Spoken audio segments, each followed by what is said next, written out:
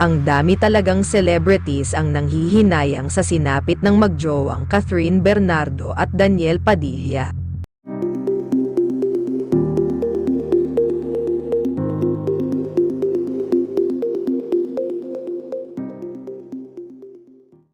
Maganda naman ang pagsawsaw ni John Arcilla dahil ang hangad niya ngayon sa ex-couple ay pareho silang masaya at hindi maapektuhan ang kanilang trabaho. Ani John, let's pray na lang for the happiness of the two. Normal ata maapektuhan lalo na't kasama natin sa trabaho. Pero bakit nga ba tayo apektadong lahat?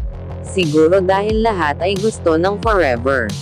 Umaasa tayo, nag-we-wish, nagdadasal na we want to grow old with someone at ngayon na natapos ang isang relasyong hinahangaan mo at ginawang batayan ng ideal na pagsasama, suddenly we feel conscious about our own, or what our wishes to have. Siguro dahil bukod sa ang mga batang ito ay kasama ko sa industriya, kaibigan ko ang magulang ng isa sa kanila at sobrang hanga ako sa talent nilang dalawa, ay saksi din ako kung gaano sila kamahal ng kanilang milyonan na fans. 2 weeks ago lang nag-guest sa game show ko ang mga fanatics ng Barda, Barbie David, Don Bell at Kat Hill, at ang Katniel superfan na si Camille was very confident and convinced that their idol love team is the greatest love team ever at walang siyang makakatalo sa kanila. Hindi makahirit ang other love team representatives. I think they were also convinced. After a while nanalo sa game ang Katniel fan. And then, this news.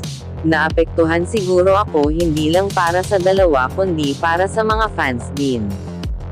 Yung isang anak ng kaibigan ko parang nagluluksa. Pati yung nanay sobrang affected sa dinaramdam ng anak niya. Sabi ni Camille Montesins, lumaki ako isa. Hindi nga po ako nakatulog nung nag-confirm si Kath po at DJ sa ig nila. Tapos ang hirap din po mag-work, parang wala akong sarili. Ang dami ko pa po nababasa ng mga speculations. Mixed emotions tuloy ako na sad, inis, hopeful din na sana prank lang, haayay nakakalungkot naman talaga.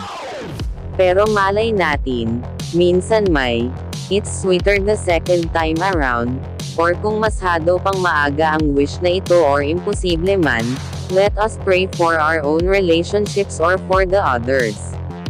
Iba-iba naman ang kapalaran. For now let's pray na lang what's best for the two of them na minahal natin pareho. God bless everyone. Hindi MC tatanggi na talagang power couple ang Katniel, sa pantahan namin matagal bago makalimutan ng showbiz industry ang 11 years love story ng Katniel, nakatala na sila sa history ng entertainment world, aniya ni John Arcilla. Kaya mga kapatid sa ngayon ay marami talaga ang labis na apektuhan sa hiwalayang Kat Hill dahil sa 11 years nga naman nilang pagsasama ay ngayon lang sila bumitaw.